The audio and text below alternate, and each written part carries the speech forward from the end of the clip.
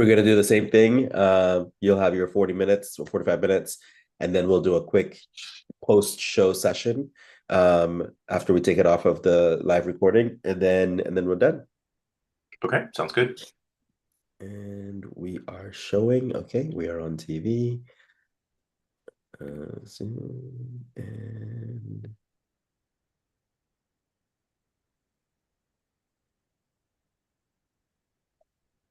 all right. Well, welcome back to another episode of Coach Khan Executive Leadership. And we are on episode number 5. We have Jeff West with us today. Now, Jeff is a career ownership coach who has helped individuals explore self sufficiency, career transitions, and new income opportunities. He works with professionals seeking change, whether frustrated with their current roles or navigating downsizing or pursuing greater control over their careers. Through a no cost, no obligation discovery process, Jeff creates a safe, supportive space for clients to clarify goals, expand awareness, and explore non traditional career paths. Guided by the belief that your success is our only business, he's dedicated to helping people take ownership of their future and build the lifestyle, income, and freedom that they seek. Jeff's here today to talk to us about disruption equals opportunity, the rise of career ownership. Take it away, Jeff. Thanks, Ty. 2026 is a loud year. A lot of voices are telling you a lot of things about AI, the economy, about what work looks like from here. Some of it is signal, a lot of it is noise. My goal today is to help you separate the two, specifically as it relates to you, your practice, and what your professional options actually look like right now. I'm Jeff West. I work with professionals who are at an inflection point. People who are good at what they do, who have built something real, and are starting to ask whether there's a different structure for what comes next. I want to be clear about what the conversation is and what it isn't. This isn't a pitch. Nobody is signing up for anything today. There's no pressure and no ask at the end. What it is an honest look at what's actually happening in the professional landscape right now, and a framework for thinking about where coaches specifically fit into that picture. Because here's what I've found out. Most of the noise around AI and disruption is aimed at the wrong audience. The people who actually need to pay attention aren't the ones panicking. They're the ones who are curious, clear-eyed, and still deciding. That's who I built this conversation for. So let's get started with the signal. This isn't future talk. It's already happening right now, this week. Let's take a look at a couple key data points. Jack Dorsey's Block cut 4,000 employees, nearly half of its entire workforce, in February of 2026. The company was profitable. Revenues were growing 17% year over year. Dorsey said AI made the move possible and predicted that most companies would follow suit within 12 months. Block's stock jumped 17% the day the announcement dropped. The markets rewarded it. That incentive is now live in every boardroom in America. Salesforce's CEO, Mark Benioff, said he needed fewer heads after AI absorbed 4,000 customer support roles. Amazon said it needed fewer layers as AI automated tasks. Microsoft's AI chief gave white-collar workers 12 to 18 months before widespread displacement. The companies doing this weren't struggling. They were engineering a new operating model, one that rewards owners, not employees. And when the rules of work change this fast, smart people like you adapt. Quick check. If you've seen AI impact roles around you or in your network, drop a yes in the chat. Okay, I see a lot of yeses. Some context for coaches.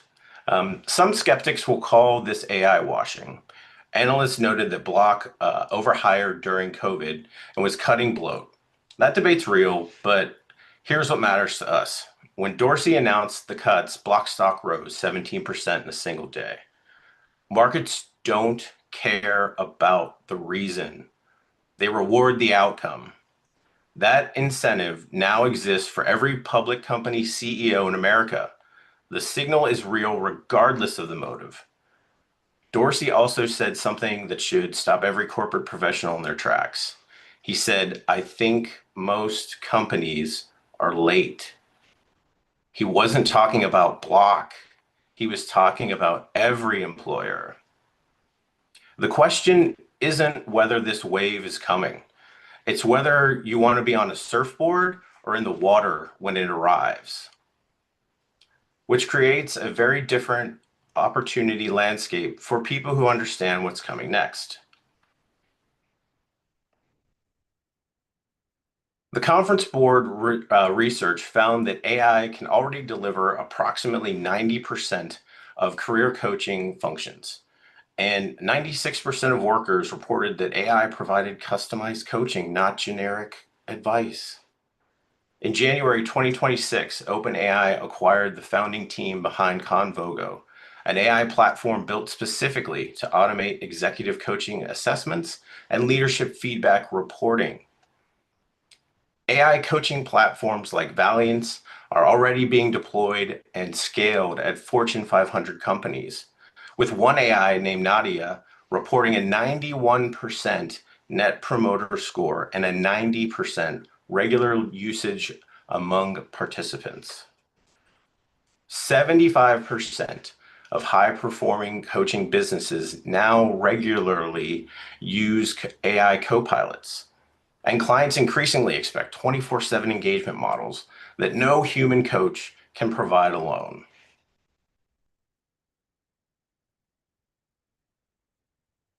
Here's where things get interesting. The World Economic Forum said that 41% of employers expect workforce reductions where AI automates tasks. The Organization for Economic Cooperation and Development said that generative AI lowers barriers for small businesses. Nearly 1/3 of small and medium-sized enterprises already use AI. 65% reported performance gains. One person can now do what used to require a team. The World Economic Forum projects that 92 million jobs will be displaced compared to 170 new roles created. Competition in the job market will be fierce. Historically, when technology changes work, people don't stop working, they start building.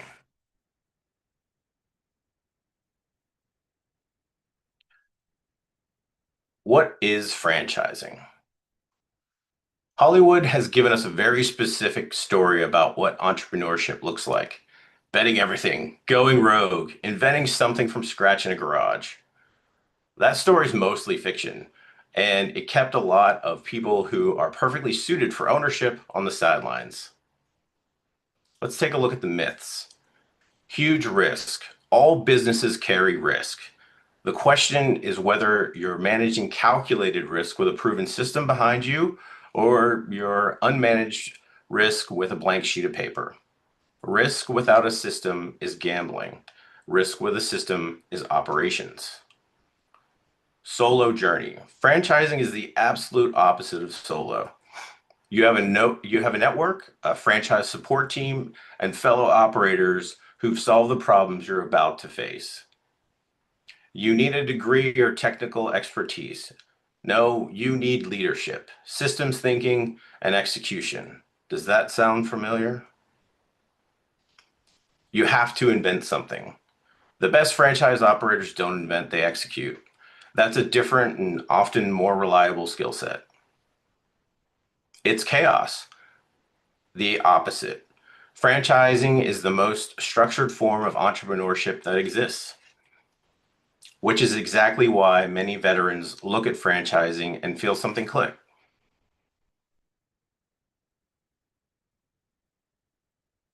I want to offer you an analogy that may land a little different than you expect. Think about how you work with your coaching clients. You don't hand them a blank piece of paper and say, figure it out. You bring a methodology, a framework, a structured process that you've refined over time. through your training, your practice, your clients. That structure is what makes you effective, not in spite of it, but because of it.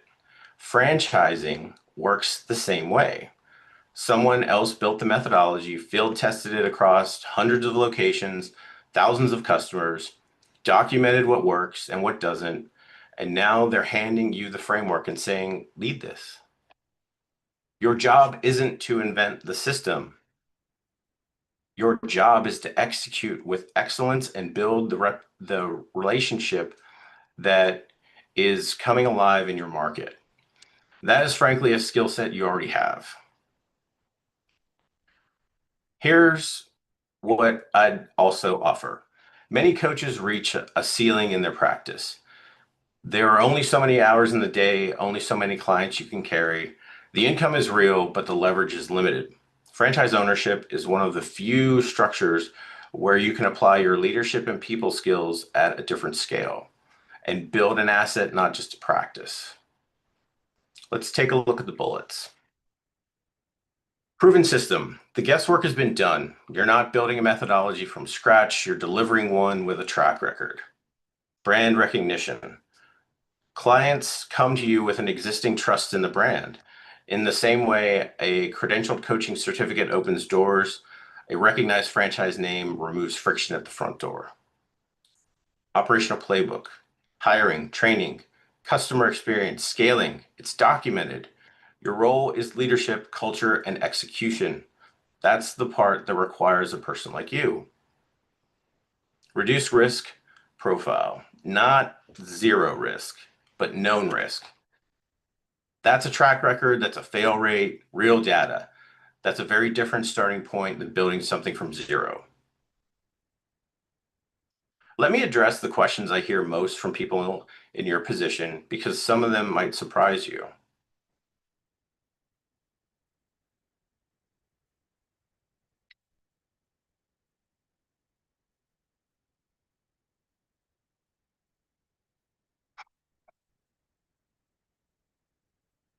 Let's take these one at a time because each one carries a different kind of concern underneath it.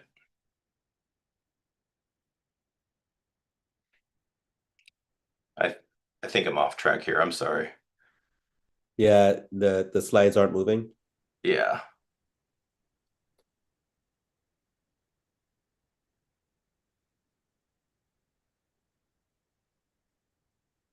there we go. Sorry. Start from the part where you let me the questions. Okay. Let me address the questions I hear most from people in your position because some of them might surprise you.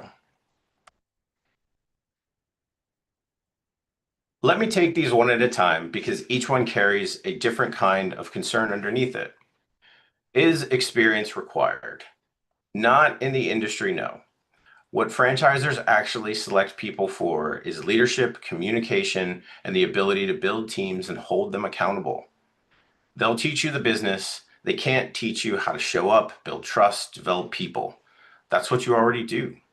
In fact, coaches tend to stand out in franchise discovery processes precisely because they ask better questions, understand behavioral dynamics, and aren't intimidated by the human side of operations. Do I need a lot of capital? It depends specifically on the category and model. The range is genuinely very wide, from under 50,000 to for certain service-based concepts to several hundred thousand for brick and mortar locations. The more important question is, what's the right capital requirement for where you are right now? That's actually one of the things that the career ownership clarity sessions help surface, making sure that alignment between the opportunity and you and your real financial position, not your aspirational one. There are also financing programs such as SBA pathways that can change the math meaningfully. What is flexibility? This one needs a reframe. Franchise ownership gives you a scheduled autonomy. You control when and how you work. What it doesn't give you is systems autonomy. You follow the brand standard, that's the trade-off. And it's a good one for most people in most rooms. For coaches, who are used to being their own methodologists, this can feel like a constraint at first. The mindset shift is the system isn't limiting you. The system is what you invested in. Your creativity goes into leadership, culture, and local market relationships, not reinventing the product. Can I build passive income? I'll give you the honest answer here because you'll appreciate that more than the sales answer. Early stage franchise ownership is not passive. It requires real engagement, especially in the first 1 to 3 years. The people who treat it as passive investment before it's earned that status will struggle. What it can become over time with the right model and the right team in place is semi-absentee, meaning you're leading and overseeing, not working in it every day. That's a realistic horizon for many owners, but it starts with genuine ownership engagement. Can I operate one or more businesses? Yes. And for many franchise owners, that's actually the long-term equity play. The first location is stabilized and the team is running it well, add a second and a third unit, multiplying the asset without proportionally multiplying your time. For coaches who are already thinking about leveraging and scaling, which is probably many of you, this is one of the most interesting structural advantages of franchising over a solo practice. You're building something with a valuation, not just a revenue stream. The common thread across all of these answers is that the quality of the decision depends entirely on knowing yourself first. Your risk tolerance, your capital position, your life stage goals, and what you actually want your days to look like. That's what we start talking about in the next slide.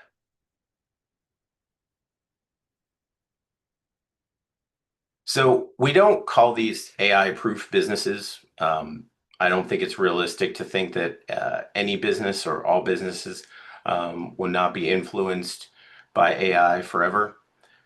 We call them human essential fields where physical presence, trust, and hands-on judgment are the core of the value delivered. AI can help run them. It cannot replace them. Let's take a look at the categories briefly. Skilled trades, HVAC, plumbing, electric, roofing. Someone has to show up. A pipe won't fix itself because an algorithm suggested a solution. These industries already have structural labor shortages, and AI adoption is accelerating demand for physical services that complement it. Senior hair and in-home health. 10,000 people per day turn Medicare eligible in the US. Human dignity and physical care cannot be delivered by software. Personalized education. Parents will not outsource their child's development to a chatbot. Trust, relationships, and in-person presence are non-negotiables. Fitness and physical therapy. Accountability, motivation, and physical coaching are inherently interpersonal. The psychological dimension requires a human. Pet care. Americans now spend over $150 billion annually on their pets. Grooming, boarding, training, veterinary services are relationship-driven and physically irreplaceable. Specialty food and beverage, not commodity fast food, your McDonald's and your Chick-fil-A's and whatnot, but community-anchored concepts that sell experiences and belonging as much as a product. What all these share, the value is delivered by a human body in a specific place to a specific person. AI can schedule the appointment, write the marketing, and handle the invoicing. It cannot do the work. And here's where the story gets interesting for you specifically.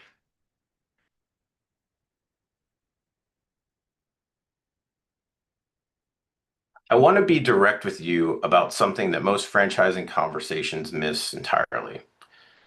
The skills that make someone an exceptional coach are not incidental to franchise success. They are central to it.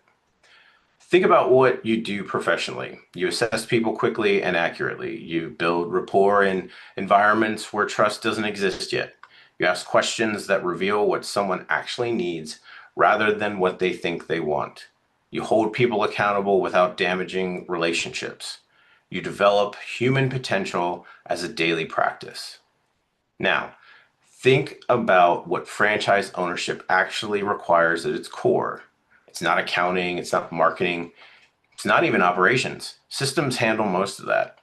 What is required at the leadership level is exactly what I just described. The coaches who explore ownership and don't move forward are usually not held back by capability. They're stopped by self-perception, a belief that business ownership belongs to a different kind of person, someone more aggressive, more financial, more willing to take risk.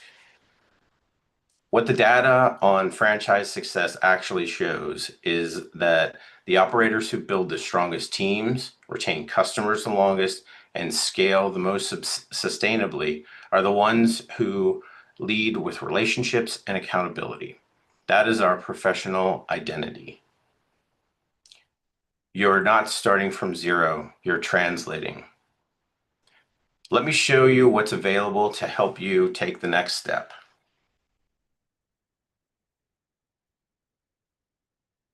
These are some of the resources that are available for exploring business ownership. So the SBDC provides small and medium-sized business counseling, education, and information. There are some franchisors that offer specialty programs like service member and veteran discounts, and some even offer in-house funding options as well as medical, dental, and 401k. The career ownership clarity stack is how I guide clients through evaluating business ownership and franchise opportunities that align with their leadership style, financial goals, and desired lifestyle. Let's talk about the career ownership clarity stack and what it looks like in practice.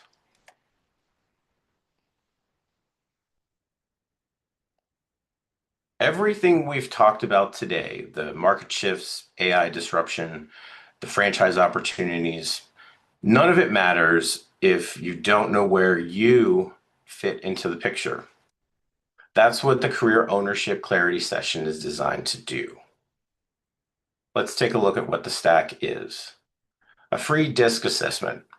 I know talking to coaches about DISC is kind of ironic, but as you know, understanding your behavioral style is the foundation of every good ownership decision. How you lead, how you communicate, how you handle risk. DISC surfaces what you already know about yourself, but haven't had the language for it. This is your operating manual. Free U 2.0 discovery session. This is a guided conversation about who you're becoming, not just who you've been. It surfaces values, motivation, and life priorities that need to be aligned with whatever you build next. Your U 2.0 is about designing the next chapter, not escaping the last one. Free franchise discovery sessions. Armed with your DISC results and your U 2.0 insights, we sit down and explore the ownership landscape together. No pressure, no sales pitch. We're looking for alignment between who you are, what you want your life to look like, and what the opportunity actually requires. You leave the session with three things: clarity about your operating style, a map of your motivators and non-negotiables, and an honest picture of whether ownership and which kind of ownership is right for your next move. Whether it is or it isn't, you will know. Again, no pressure, no commitment. This is intelligence gathering, which is something you've always done well.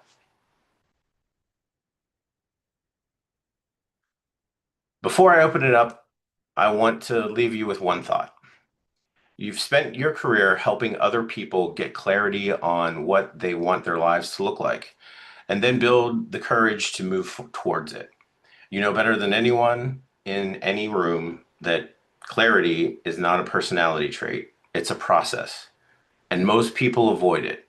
not because they're incapable, but because the right questions just haven't been asked yet.